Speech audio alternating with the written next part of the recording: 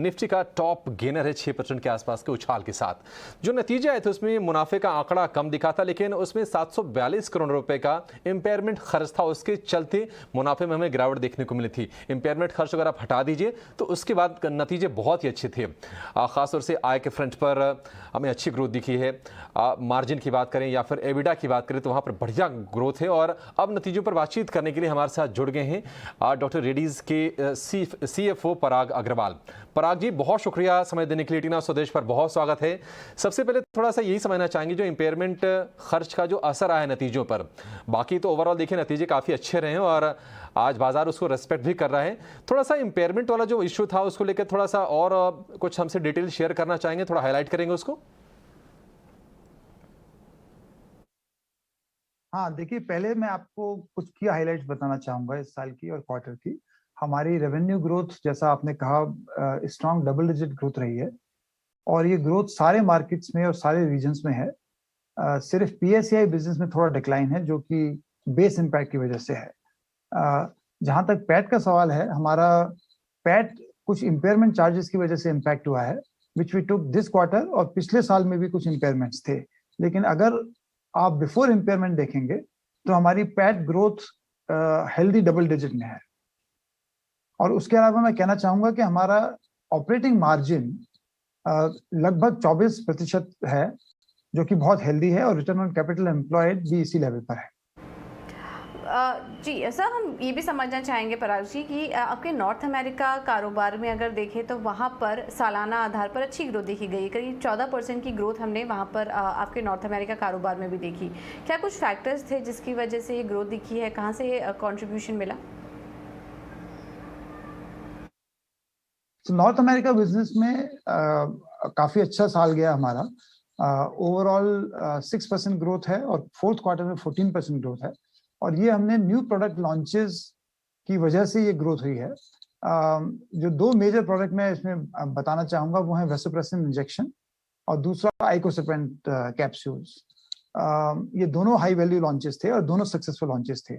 इसके अलावा और कई लॉन्चेस हमने किए हैं ड्यूरिंग द ईयर। करीब 17 लॉन्चेस करे हैं हमने।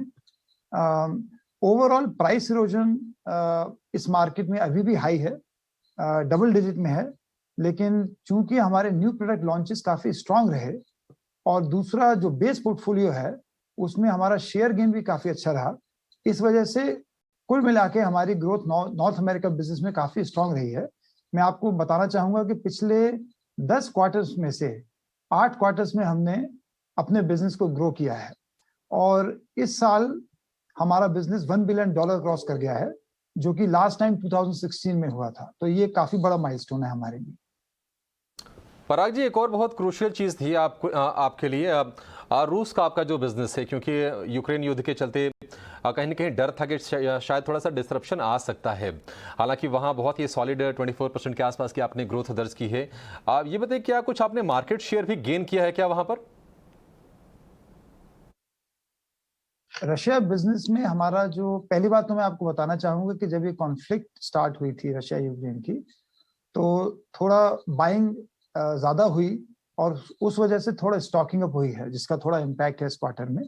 लेकिन अगर और इसका जो नॉर्मलाइजेशन होगा वो अगले क्वार्टर में होगा। लेकिन हमारा जो फंडामेंटल्स हैं रशियन बिजनेस के, वो स्ट्रांग हैं।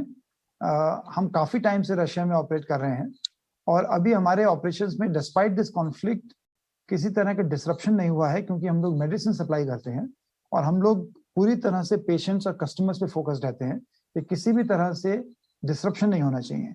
तो हमारा बिजनेस नॉर्मल तरीके से ऑपरेट कर रहा है और आने वाले टाइम में हम काफी इन्वेस्टमेंट भी कर रहे हैं इस बिजनेस में। तो we are very positive about our Russian business. Okay. Parag ji, हमने ये भी देखा कि काफ़ी सारे जोग्राफीज़ में अपने मार्केट शेयर भी वहाँ पर बढ़त हुई है, पकड़ काफ़ी मजबूत हुई है और कुछ मेजर कारोबार में वहाँ पर डबल डिजिट ग्रोथ भी देखने को मिली है। तो आने वाले समय में उन कारोबारों में किस तरह की ग्रोथ आप देख रहे हैं? हाँ, तो देखिए, हम लोग गाइडेंस नहीं देते हैं, तो इसलिए मैं अगले क्वार्टर की बात नहीं कर रहा हूँ। लेकिन अगर हम नियर टू मिड टर्म अगर हम देखेंगे तो इंडिया और इमर्जिंग मार्केट्स में, जिसमें कि रशिया और चाइना जैसे मार्केट इंक्लूडेड हैं, हम एक्सपेक्ट करते हैं कि हम over a period of time double digit sales growth को हम रिटेन कर पाएंगे। Obviously quarter on quarter fluctuations होंगी, कभी हायर ग्रोथ होगी, कभी लोअर ग्रोथ, लेकिन हमारा मानना है कि अगले कुछ सालों में इंडिया और इमर्जिंग मार्केट्स में डबल डिजिट ग्रोथ हम ड्राइव कर सकते हैं based on new product launches. Also the investments that we are making, हम लोग काफी डिजिटल टूल्स में भी इन्वेस्टमेंट कर रहे हैं इन मार्केट्स में। उसके अलावा नॉर्थ अमेरिकन मार्केट भी हमारा एक बहुत इंपॉर्टेंट मार्केट है और उसमें हमारी पाइपलाइन काफी अच्छी है। हम लोग कुछ कॉम्प्लेक्स प्रोडक्ट्स पे काम कर रहे हैं और हर साल नए लॉन्चेस का मोमेंटम जो है वो कंटिन्यू करेगा।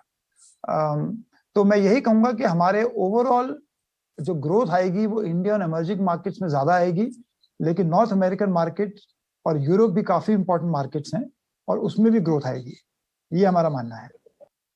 पराग जी, आखिरी सवाल आपसे सर, एपीआई जो कारोबार आपका है उसकी ग्रोथ को लेकर और न्यू लॉन्चेस को लेकर क्या आप योजना बना रहे हैं और आपको क्या लगता है कि आगे चलकर इसमें कैसी संभावनाएं बनेंगी? देखिए, मैं फिर कहूंगा कि हम गाइडेंस नहीं देते हैं अपनी पॉलिसी के हिसाब से, लेकिन मैं सिर्फ इतना कहूंगा कि हमारे न्यू लॉन्चेस का मोमेंटम FY23 में पूरे साल में मेरा मानना है कि अच्छा रहेगा, स्ट्रांग रहेगा। कुछ हाई वैल्यू प्रोडक्ट्स भी हैं, जैसे कि रेवलिमिट है जो यूएस में लॉन्च होगा during the year as per the settlement agreement जो है हमारा इनोवेटर कंपनी के साथ, और वो एक हाई वैल्यू लॉन्च एक्सपेक्टेड है। और उसके अलावा भी कई और लॉन्चेस हमारे प्लान में हैं। तो ओवरऑल हमारा मानना है कि हमारे पाइपलाइन और न्यू लॉन्च का जो प्रोग्राम है FY23 के लिए वो अच्छा स्ट्रांग प्रोग्राम। पराग जी, बहुत शुक्रिया हमसे बातचीत करने के लिए, बहुत अच्छा लगा आपसे बातचीत करके, और इंडस्ट्री का आउटलुक शेयर करने के लिए भी आपका बहुत धन्यवाद। आस्था, आपने भी सुना मैनेजमेंट को, पराग अग्रवाल जी को आपने सुना कंपनी के बारे में जानकारी देते हुए। नतीजे अच्छे आए हैं और इम्पेयरमेंट वाला पहले जब बाजार को पता लग गया कि अच्छा असल वजह ये है मुनाफे पर हिट होने की वजह, उसके बाद उसको डिस्काउंट करके बाजार ने देखी क्या स्टॉक ने क्या ज़बरदस्त रफ्तार दिखाई है और आज निफ्टी का टॉप गेनर है।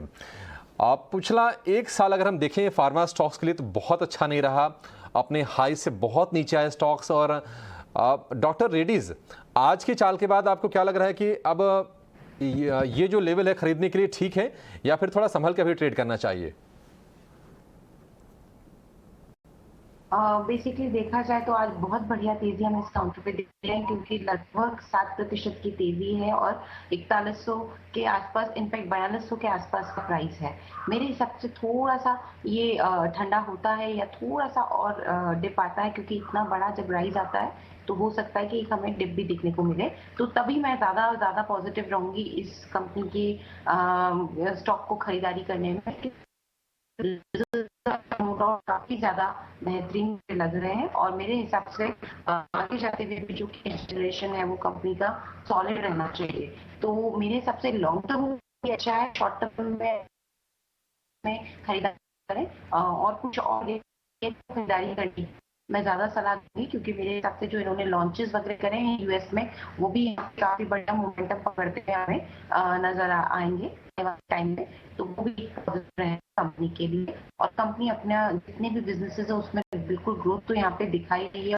भी कंपनी यहाँ पे इन्वेस्ट कर रही है, जैसे उसके कॉम्प्लेक्स जेनरिक्स हो, बायोसिमिलर्स हो उसमें। तो मुझे लगता है लॉन्ग टर्म के लिए बढ़िया कैंडिडेट है, बट बाइंग ऑन डिप्स की स्ट्रेटेजी अडॉप्ट करनी चाहिए। ओके, ठीक है। तो लॉन्ग टर्म के लिए बढ़िया कैंडिडेट है, लेकिन को थोड़ी बिकवाली आ जाए, ऊपरी स्तर से थोड़ा नीचे आ जाए, तब खरीदारी करने की राय आपको दी जा रही है।